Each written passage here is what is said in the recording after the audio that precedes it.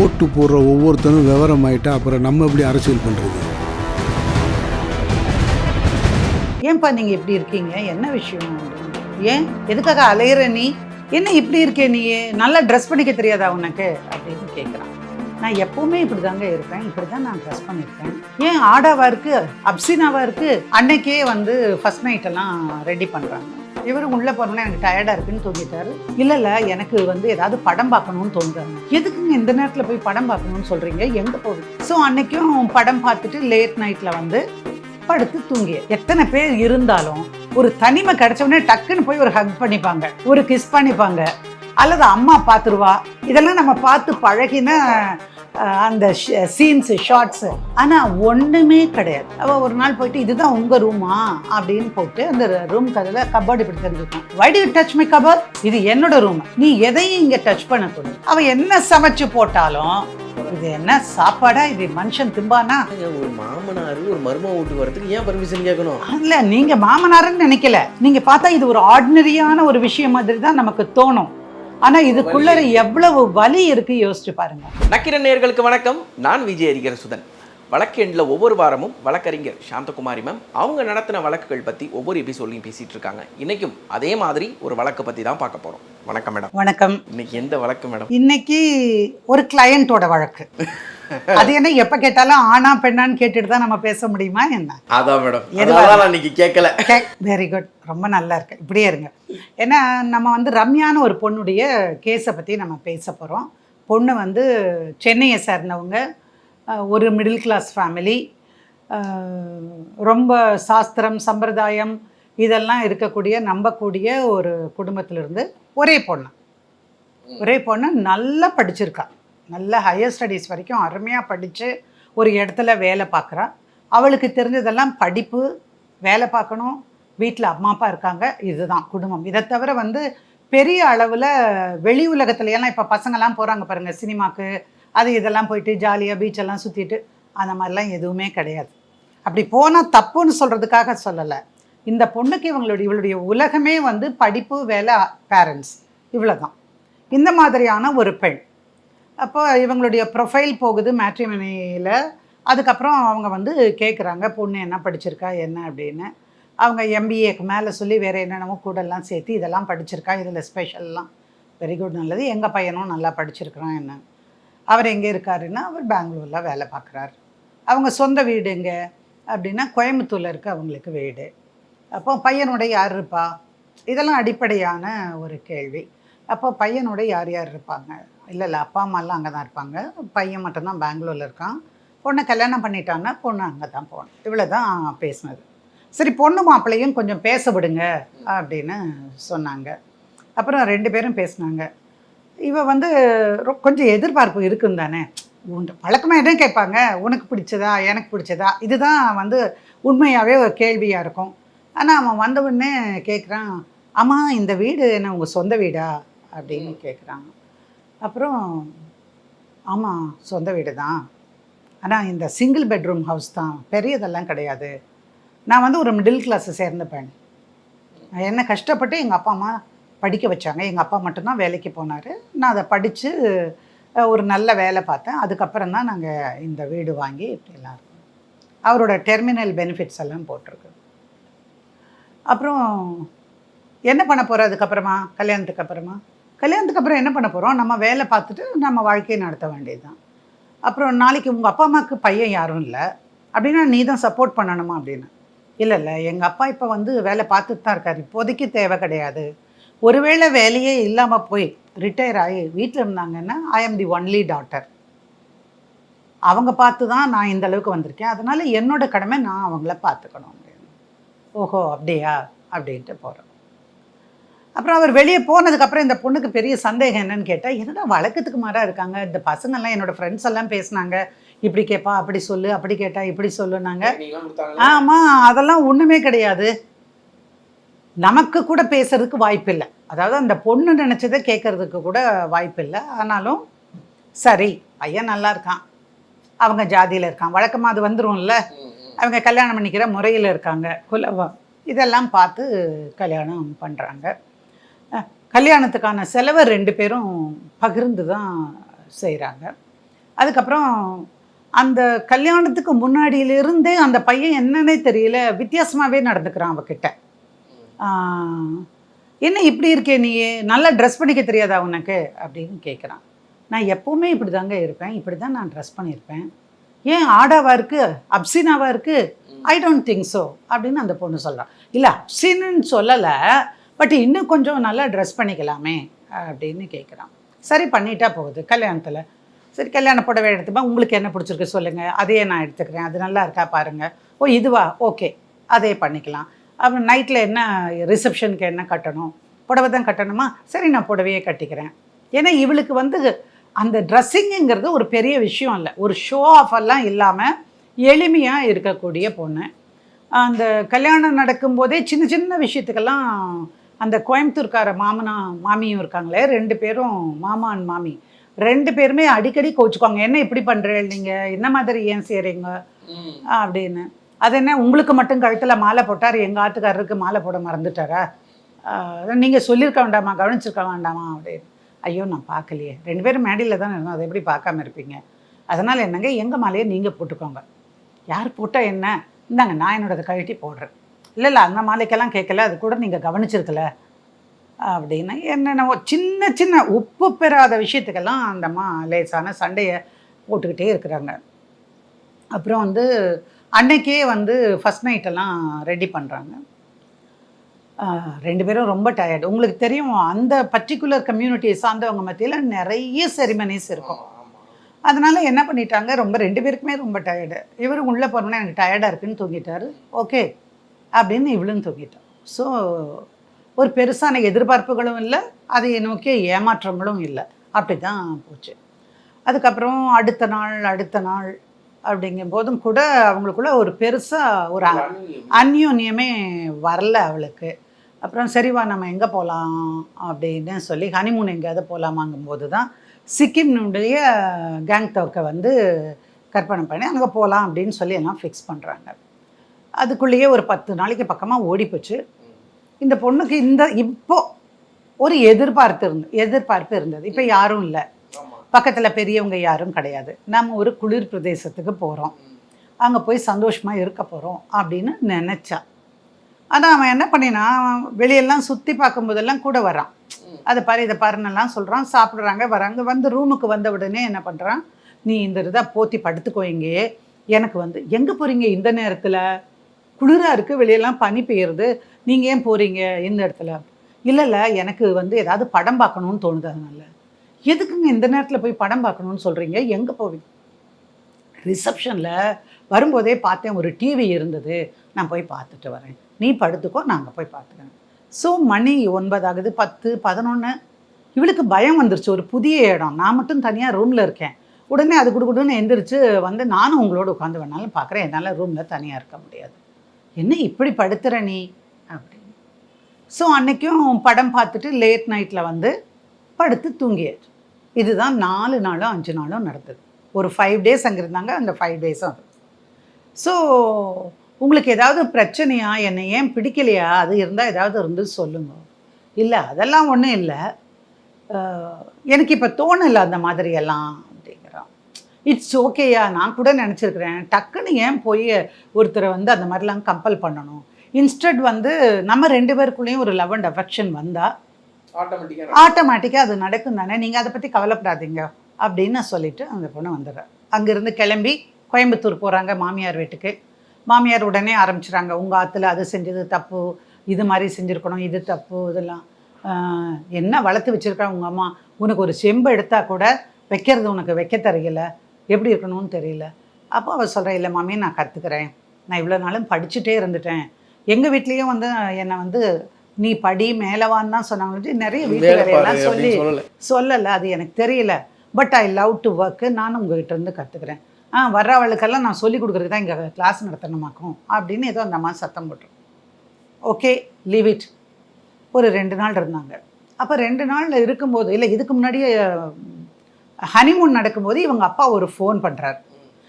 Normal என்னென்னா பொண்ணோட பையனையும் 2 பேரையும் சேர்த்து வச்சு அனுப்புகிறோம்.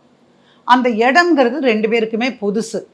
நார்மலாகவே பெற்றவங்க வந்து நல்லபடியாக போய் சேர்ந்தாங்களா, நிம்மதியாக இருக்காங்களான்னு கேட்குறது உண்டு. இப்போ அந்த பையனுடைய அம்மா அப்பாவும் கேட்டிருப்பாங்க. ஆனால் அதை பற்றி இவ பெருசாக நினச்சிக்கல. இவங்க அப்பா கூப்பிட்டு பேசுகிறாரு, எப்படி இருக்காங்க என்னம்மா அப்படின்னு சொல்லிட்டு, மாப்பிள்ளைகிட்ட ஃபோனை கொடு அப்படின்னு சொல்லிட்டு, நீங்கள் வந்து ஹனிமூன் முடிச்சு வந்த உடனே இங்கே வந்து ஒரு விருந்து ஒன்று ஏற்பாடு பண்ணுறேன், நீங்கள் எல்லாம் இங்கே சாப்பிட்டுட்டு அப்புறமா நீங்கள் கோயம்புத்தூர் போகலாம். ரொம்ப கேஷுவலான ஒரு விஷயம். அன்னைக்கெல்லாம் அவன் சண்டை போட்டான் பாருங்க, உங்கள் அப்பாவுக்கு விவஸ்தையே கிடையாது, எதுக்காக ஹனிமூனில் வந்து டிஸ்டர்ப் பண்ணுறாரு.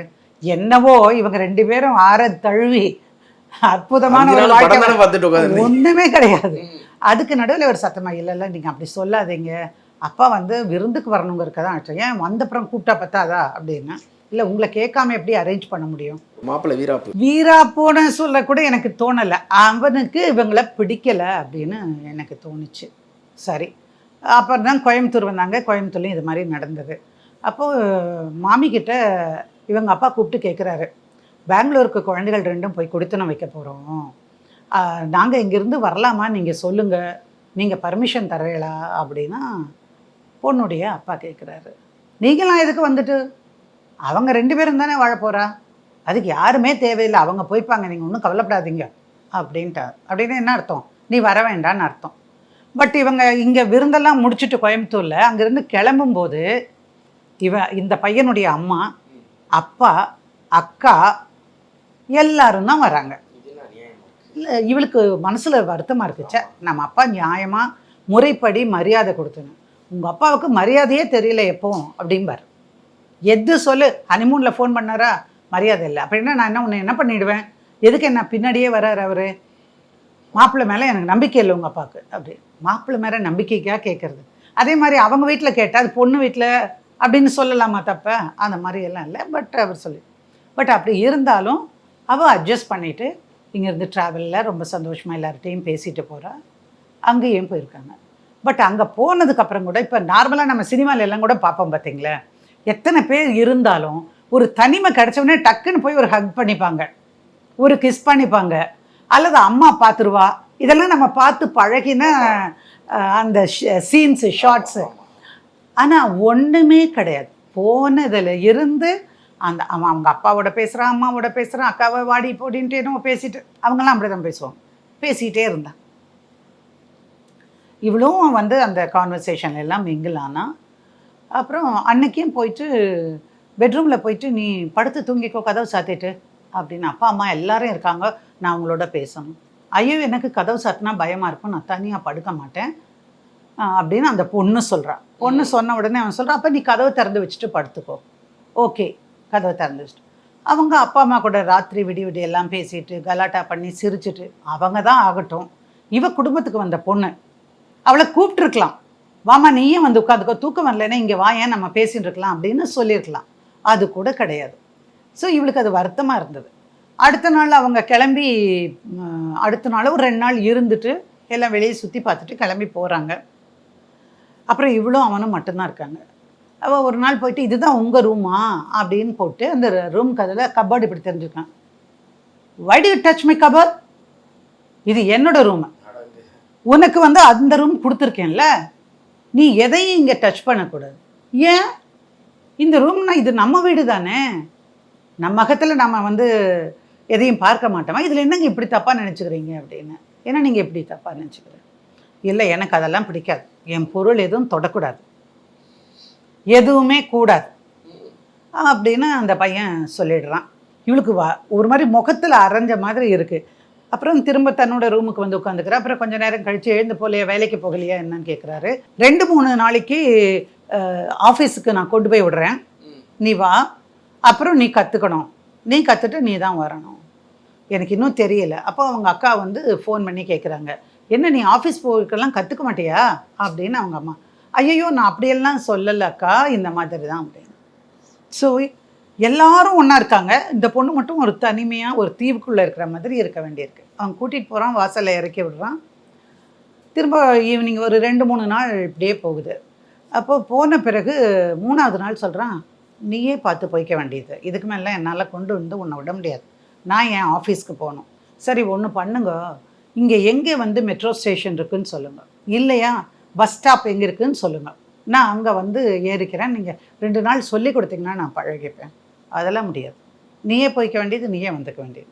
இவளுக்கு என்ன தெரியும்? அவ்வளோ பெரிய பெங்களூரில் ஒரு இடத்துல இருந்து இன்னொரு இடத்துக்கு போகிறதுக்கு ஒரு வாரத்துக்குள்ளேயே யாருக்குமே கொஞ்சம் கஷ்டமான விஷயந்தான்.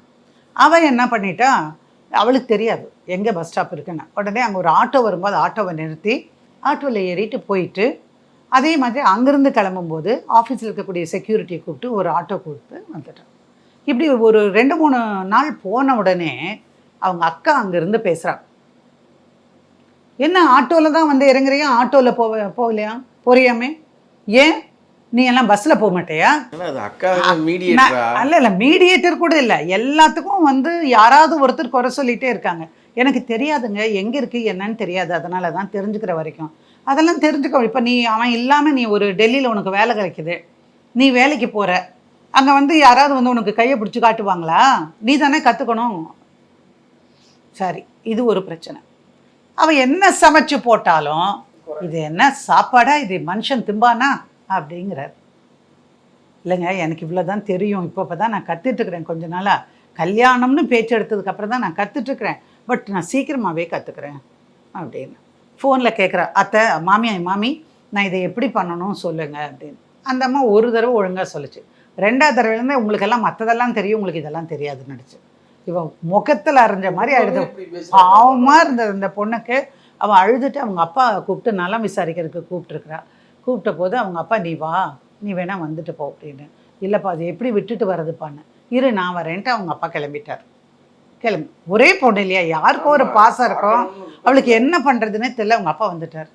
உங்கள் அப்பாவுக்கு மரியாதையே தெரியல, திரும்பமா யாராவே மரியாதை தெரியல. ஏன்னா என்கிட்ட பெர்மிஷன் கேட்டாரா? என் வீட்டுக்கு வர்றதுக்கு பர்மிஷன் கேட்டுட்டு தானே வரணும். ஒரு மாமனார் ஒரு மருமக வீட்டுக்கு வரதுக்கு ஏன் பர்மிஷன் கேட்கணும்? இல்லை, நீங்கள் மாமனாருன்னு நினைக்கல, யாரோ கடமைப்பட்டவங்க பொண்ணை கட்டி கொடுத்துருக்காங்க, அவ்வளோதான். You have no business to interfere in to my life. Honeymoon போது ஃபோன் காலுக்கே அப்படி சொன்னவன் மாமனார் வந்தவுடனே அவ்வளோதான் பாருங்களேன். அப்புறம் ஒரு மன்னிச்சுக்கோங்க மாப்பிள்ள, எனக்கு பொண்ணு மேலேயே ஞாபகமாக இருந்தது, அவளும் ஃபோனே எடுக்கலை, அவர் வந்து அவள் சொன்னது எதுவும் சொல்லாமல் ஃபோனே எடுக்கலை, எனக்கு பார்த்துட்டு போகலான்னு தோணி எடுத்து அதான் வந்தேன், ஒரு நாள் இருந்துட்டு போயிடுவேன், ஒன்றும் இல்லை அப்படின்னாப்புல. இல்லை வந்துட்டிங்கல்ல, இருந்துட்டு போங்க 2 நாள் அப்படின்னா. அதுவே இவளுக்கு மிகப்பெரிய ஆறுதல். அப்பா அட்லீஸ்ட் 2 நாளுக்கு அது பர்மிஷன் கொடுத்தாங்க. அப்பவும் இல்லை.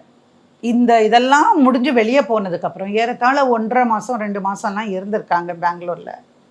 ஒரு நாள் கூட அவளும் அவனும் சேர்ந்து ஒரு ரூம்லன்னு இல்லை. தாம்பத்திய வாழ்க்கையும் இல்லை, சேர்ந்து இல்லைனாலே தாம்பத்திய வாழ்க்கை எதுவுமே இல்லை. ஒரு ஆணுக்கும் பெண்ணுக்கும் தனிமையில் இருக்கக்கூடிய, அதுவும் திருமணமாகி லைசன்ஸோடு இருக்கக்கூடிய அவங்களுக்குள்ள எந்த விதமான நிகழ்வுகளும் இல்லை.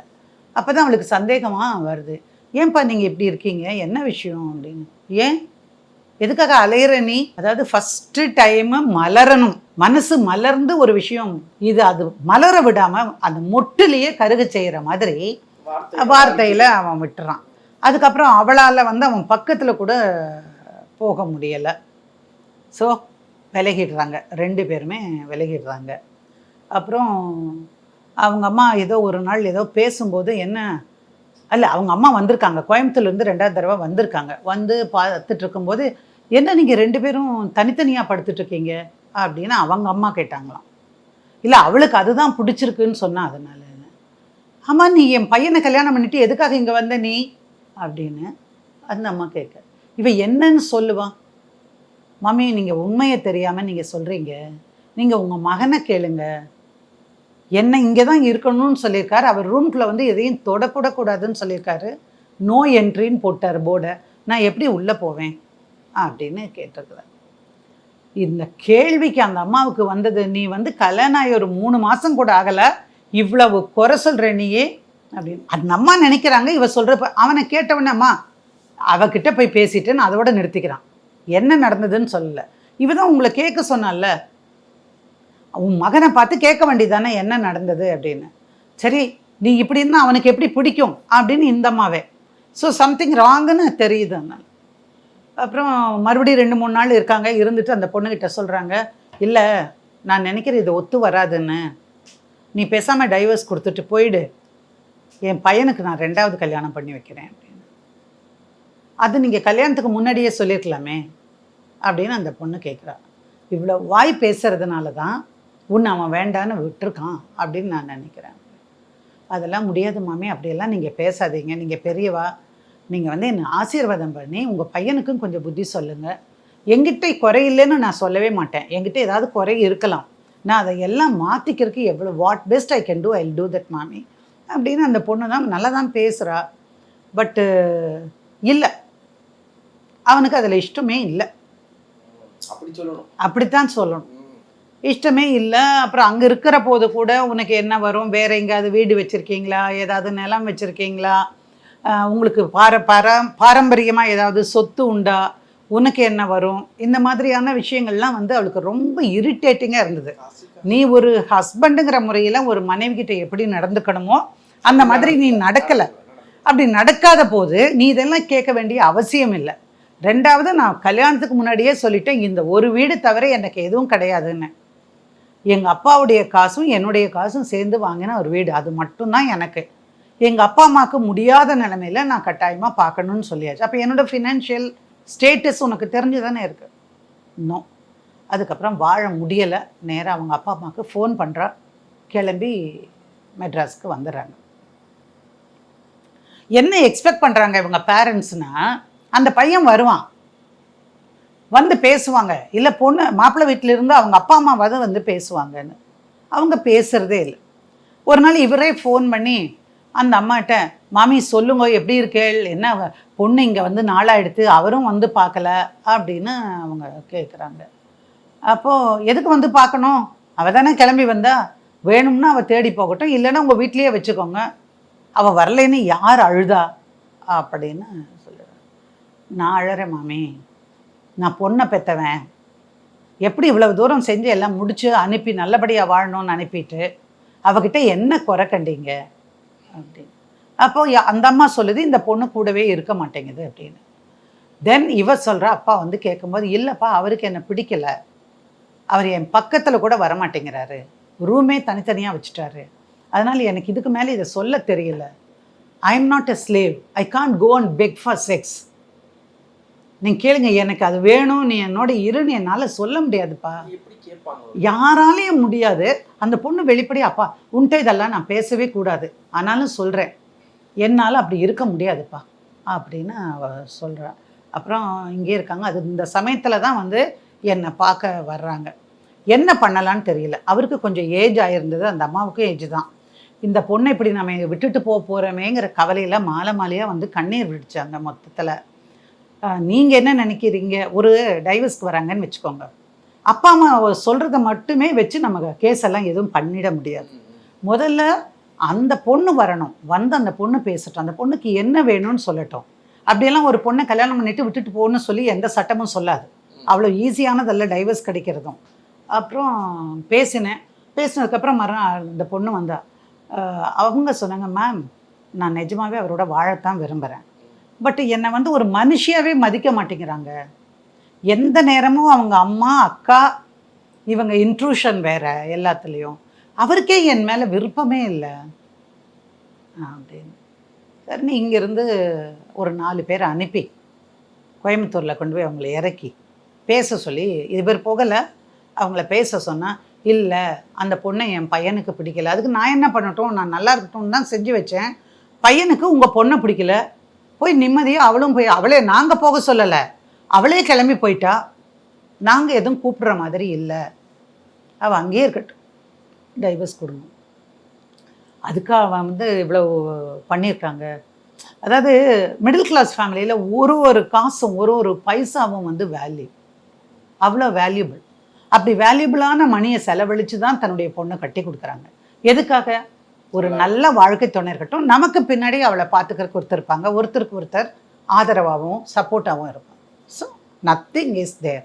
அதனால் இவங்க வந்து சொல்லிட்டாங்க, இல்லை அவங்க கூப்பிட்டுக்கிற மாதிரியே இல்லை, அவன் ஏதோ அந்த பையன் அமெரிக்கா போகிறதுக்கு ஏதோ ஏற்பாடு பண்ணிகிட்டு இருக்கான் போல இருக்குது, அது மட்டும் பேச்சுவாக்கில் அவனுக்கு எத்தனையோ ஆஃபர்லாம் வந்துட்டுருக்கு அப்படின்னு, நீ தான் ஏமாந்து போகிற அப்படிங்கிற மாதிரி இந்த பொண்ணு மேலே சொல்லி. ஸோ அவங்க வந்து சொன்ன உடனே நான் சொல்லிட்டேன், இங்கே பாருங்கள், இட் இஸ் ஹை டைம். அவன் இங்கேருந்து பறந்து போயிட்டா அவன் எங்கே போகிறான்னு உங்களுக்கு தெரியாது, பிடிக்கவும் முடியாது, நோட்டீஸ் கூட சர்வ் பண்ண முடியாது. அதனால் நீங்கள் முதல்ல வந்து நீங்கள் டைவர்ஸ்க்கு போகணும், நீங்கள் முதல்ல சேர்ந்து வாழ்றதுக்கு போகணுங்க. நீங்கள் விரும்பி நீங்கள் வெளியே வரல, அப்படி ஒரு முடிவு எடுக்கக்கூடிய சூழலுக்கு உங்கள் பொண்ணு அந்த பையன் தள்ளி இருக்கான். அதர்வைஸ் அவன் நேராக தனியாக தானே போய் இருந்தா, அவனோட வாழணும் தானே அந்த ரூமுக்குள்ளே போகிறா. அல்லது ஒரு கபடை திறக்கிறதுக்கு உரிமை இல்லாதவ அவனுடைய மனசை திறக்க முடியுமா? அதை யோசிச்சு பாருங்களேன். ஸோ அதெல்லாம் சொன்ன உடனே இங்கே வந்து நாங்கள் பெட்டிஷன் போட்டோம். போட்டு இங்கேயே அவங்களுடைய பெங்களூர் அட்ரஸ்க்கு போட்டோம், கோயம்புத்தூர் அட்ரஸும் இருந்தது. அப்புறம் அந்த நோட்டீஸ் போய் அவனுக்கு சேர்ந்துருச்சு. ஆனால் சேர்ந்து அவனுக்கு கையெழுத்து போட்டு திருப்பி வந்துருச்சு. அப்படி வந்த உடனே அப்புறம் அவன் வந்து ஒரு வக்கீலை வச்சு வாதாடுறதுக்கு வந்தார். அவங்க பொண்ணு மேலே தான் குறை சொன்னாங்க. தென் நான் என்ன பண்ணினேன், அந்த பொண்ணுக்கு குறை இருக்கா இல்லையான்னு பார்க்குறதுக்கு நீங்கள் பெட்டிஷன் போடுறீங்களா இல்லை நானே போடவா? நானே போட்டேன். அவங்க ஒன்றும் அவங்களுக்கு தெரியும் யார் மேலே தப்பு இருக்குன்னு. அதனால் நாங்களே பெட்டிஷன் போடுறோம். நீங்கள் போய் எந்த கவர்மெண்ட் ஹாஸ்பிட்டலில் உங்களை ரெஃபர் பண்ணுறாங்களோ அங்கே போய் நீங்கள் செக்கப் பண்ணிக்கணும். அந்த பையன் போக மாட்டேங்கிறான். அவங்க வக்கீல் எல்லாம் நாங்கள் வக்கீலில் ஒருத்தருக்கு ஒருத்தர் தெரிஞ்சவங்கள தான் இருப்போம். அப்புறம் அந்த அந்த பையனுடைய வக்கீல் வந்து நம்மக்கிட்ட பேசினார். மேடம் ஏதாவது ஒன்று பார்த்து முடிச்சு விடுங்க. அது எப்படி சார் முடிச்சு விடுறது? கல்யாணம் பண்ணுறேன்னா சேர்ந்து வாழ்றதுக்கு வாய்ப்பு இருக்கான்னு முதல்ல பாருங்கள், அதுக்கப்புறம் பார்க்கலாம். தென் அவங்கள கவுன்சிலிங்க்கு அனுப்பினாங்க. கவுன்சிலிங்கில் போய் பேசினாங்க, மீடியேஷனில் பேசினாங்க. அவள் சொன்னால் இப்போ கூட என்னை மரியாதையாக மனைவியாக நடத்தி வாழ்க்கை நடத்த ரெடின்னா நான் போகிறேன். நான் யாருக்கும் குறைஞ்சவங்க கிடையாது. எங்களுக்கு இவ்வளவு தான் இருக்குன்னு தான் நாங்கள் கல்யாணம் பண்ணியிருக்கோம். இல்லாமல் நாங்கள் பெரிய ஆளுகன்னு சொல்லி அவங்கள ஏமாற்றலை. அவங்க என்னை நல்லபடியாக காப்பாற்றுறேன்னு சொல்லி ஒரு நம்பிக்கை கொடுத்து அவங்க தான் ஏமாற்றிருக்காங்க. இப்போ அவரை கூட்டிகிட்டு போய் என்னோட வாழ சொல்லுங்கள், நான் வரேன். பட் அந்த பையனும் ரெடி இல்லை. அப்புறம் அந்த பையன் ரெடி இல்லைன்னு சொன்ன உடனே நான் என்ன பண்ணினேன், நீங்கள் அவங்க அப்பா அம்மாவையாவது வர சொல்லுங்க. யாருக்கிட்ட என்னன்னு தெரிஞ்சுக்கணும்ல, அதுக்காக அப்பா அம்மாவையும் வர சொல்ல முடியுமான்னு அப்புறம் மீடியேட்டர்ஸ் வந்து அவங்க அப்பா அம்மாவெல்லாம் கூட்டு வா அப்படின்னாங்க. அவங்க அப்பா வரல. மீடியேட்டரை பார்க்குறதுக்கு இவங்க அம்மாவும் அக்காவும் வந்தாங்க. அதான் பேச ஆரம்பித்தா எல்லாமே தெரிஞ்சிடும்ல. ஸோ மீடியேட்டருக்கு கிளியர் கட்டாக தெரிஞ்சிருச்சு, they are not for joining together. So restitution of conjugal rights போட்டாலும் மேடம் அவங்க வந்து அதுக்கு ரெடியாக இல்லை. தென் நெக்ஸ்ட்டு என்ன பேசலாம் நீங்கள் சொல்லுங்கள், என்ன பேச முடியும்? ஏதாவது மெயின்டெனன்ஸாக என்ன விஷயம் அந்த மாதிரி தான் பேசினாங்க. அப்போ இவங்க சொன்னாங்க நாங்கள் கல்யாணத்துக்கு இவ்வளவு செலவு பண்ணியிருக்கோம், நகையெல்லாம் நாங்கள் திருப்பி கொடுத்துட்றோம். அவங்க உடனே நாங்கள் நகையை திருப்பி கொடுக்கணும்னா முதல்ல நாங்கள் ஒன்று தாலி செயின் போட்டோம்ல அதை நீ திருப்பி கொடுக்கணும். ஏங்க அந்த தாலியறையே இன்னும் 1 வருஷம் கூட ஆகலை, சேர்ந்து வாழ்கிறதுக்கு ஒரு முயற்சி பண்ணலான்னு பண்ணுற இடத்துல வந்து நீங்கள் இந்த மாதிரி பேசுகிறீங்களே அப்படின்னு. ஆனால் அந்த பொண்ணு தைரியமாக சொல்லிட்டா, தாலியில் ஒன்றும் இல்லைங்க மாமி, மனசில் தான் எல்லாம் இருக்குது. இந்த தாலி இல்லாமல் கூட நானும் உங்கள் பிள்ளையும் சேர்ந்துருக்க முடியும், கணவன் மனைவியாக வாழ்ந்திருக்க முடியும். எப்போ அவர் மனசில் நான் இல்லையோ அந்த வாழ்க்கை ஒரு வெத்து வாழ்க்கை தான்.